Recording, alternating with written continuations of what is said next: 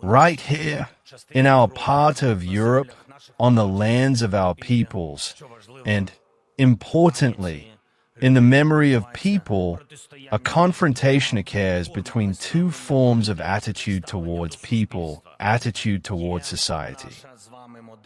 There is our shared model where people, nations, and cultures matter.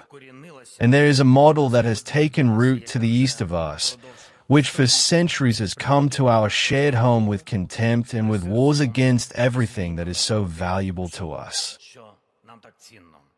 Europe has no choice but to choose one of these two models. Only these options exist, freedom or dependence, and our nations know this best. That is why we can be blunt when we say that European protection is insufficient.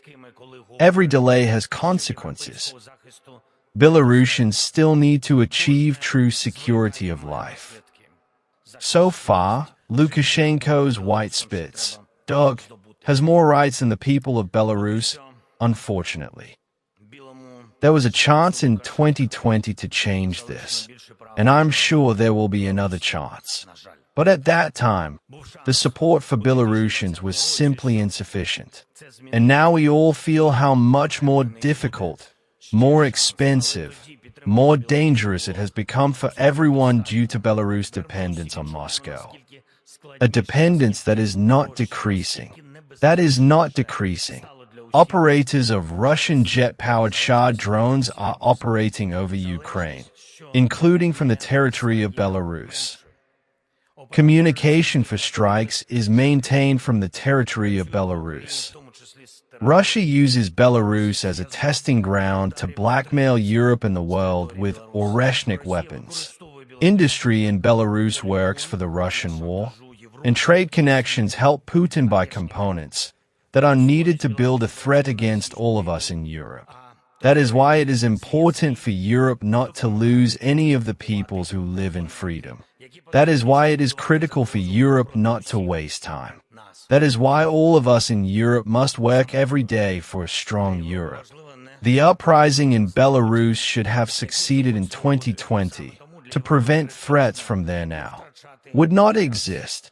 Europe and the world should have supported the people who rebelled, and history would have been different, safer. We can say the same about the January uprising and other people's protests, who were not supported by other states nearby. In the end, history punishes those who remain on the sidelines. The European Union exists, and it is stronger each year. The United States, Canada, Japan are with us.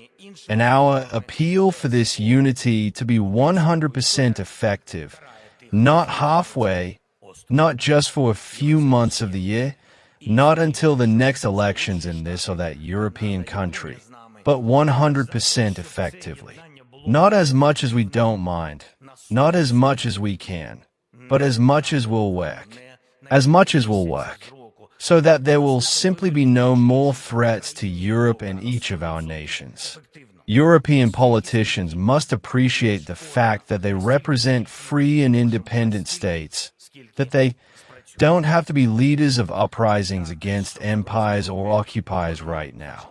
It's too early to relax in Europe when the Russian war machine hasn't stalled and dictators near Europe do not weaken. They all look at Europe, they look at us as prey.